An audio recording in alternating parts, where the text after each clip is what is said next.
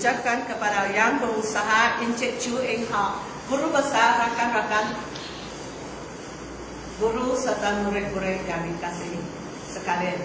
Puan-puan dan tuan-tuan hadirat sekalian. Sebelum saya menyampaikan ceramah saya yang mengambil masa 5 minit atau lebih ini, saya ingin bertanya kepada murid-murid sekalian. Adakah Anda tahukah apa itu penyakit kardiovaskular atau penyakit jantung? Kebelakangan ini pula, isu penyakit kardiovaskular telah menjadi masalah utama sedunia. Penyakit kardiovaskular atau penyakit jantung ialah sejenis penyakit yang berkait dengan sistem peredaran jantung dan pembuluh darah.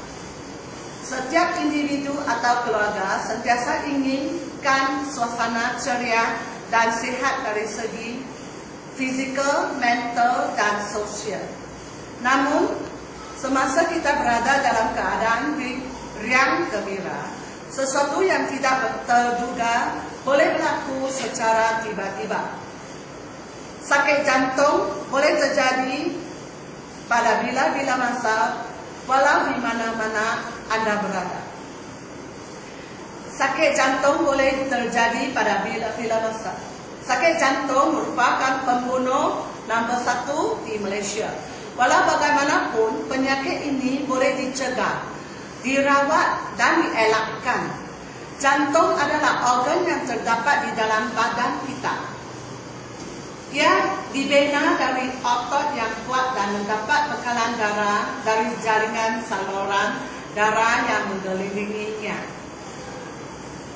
Jantung mengepang darah yang membekalkan oksigen dan zat makanan ke seluruh badan melalui sistem peredaran darah. Jantung yang sehat berupa yang mengempang 10,000 liter darah sehari dan berdenyut kira-kira 100,000 sehari, yaitu antara 60 hingga 80 kali seminit. Sakit jantung berlaku apabila salur darah jantung menjadi sempit. Penyempitan ini berlaku kerana dinding sebelah dalam saluran darah diseliputi lemak, terutamanya kolesterol. Penyakit jantung akan menjadi penyakit yang biasa dihidapi manusia. Sebelum ia menjadi semakin parah, ada baiknya kita kenali tanda-tanda awal penyakit ini untuk melakukan pencegahan dan persediaan awal. Sakit dada. Ia disebabkan sel-sel jantung tidak mendapat oksigen yang mencukupi kerana kurangnya aliran darah ke otot-otot jantung. Kedua, sukar bernafas. Kesukaran ini biasanya terdapat ketika tidur atau hanya sekadar berbaring. Nombor 3, kurang selera makan.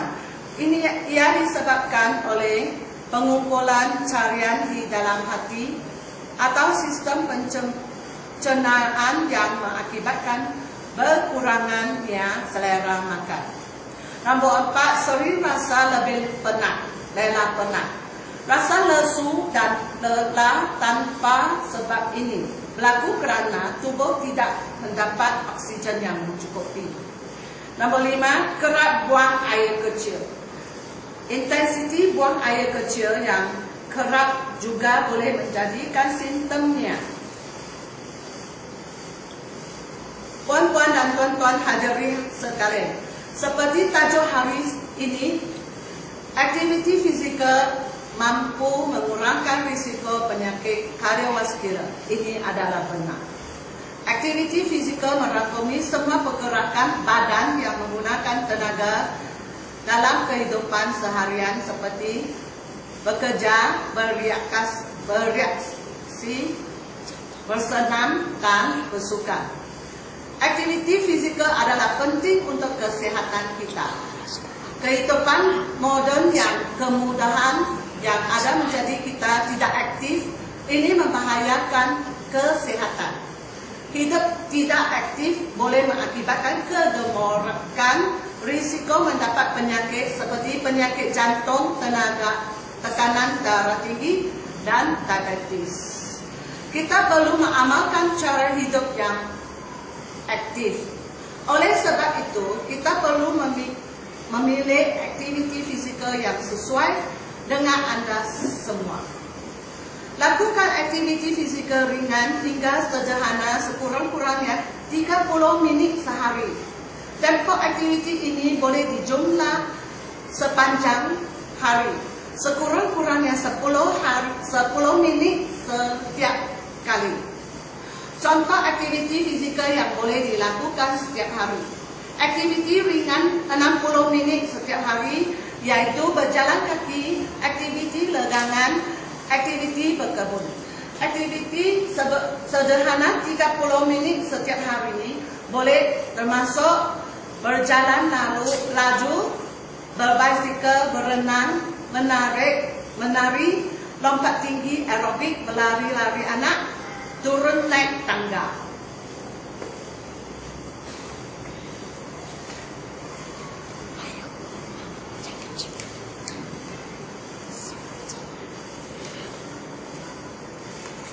Oke, pastikan anda sebelum membuatkan aktiviti fizikal, memanas dan menyejukkan badan sebelum dan selepas bersenam. Jangan bersenam jika tidak sehat. Jangan mandi seterusnya selepas bersenam. Perkara-perkara yang perlu kita ambil kira semasa bersenam. Senam perlu dilakukan mengikut kesesuaian keperluan dan kelapangan diri anda. Kedua, lakukan senaman sekurang-kurangnya 3 kali seminggu dan 20 minit setiap kali. Ketiga, mulakan aktiviti peregangan sebelum senaman dan rehat diri antara selepas senaman. Oke, walau bagaimanapun pendidikan merupakan cara yang paling berkesan untuk mendidik kanak-kanak yang ada di hadapan saya. Sekarang tentang aktiviti fizikal. Kesimpulannya, beberapa perubahan kecil pada gaya hidup seperti aktiviti fizikal yang kerap boleh memberi kesan ketara pada kesihatan. Sesungguhnya, hanya dengan menggunakan aktiviti fizikal selama 7 jam seminggu boleh mengurangkan risiko mati awal sebanyak 40% berbanding dengan seseorang yang tahap aktiviti fizikal mingguannya kurang daripada 30 minit. Sekian, terima kasih.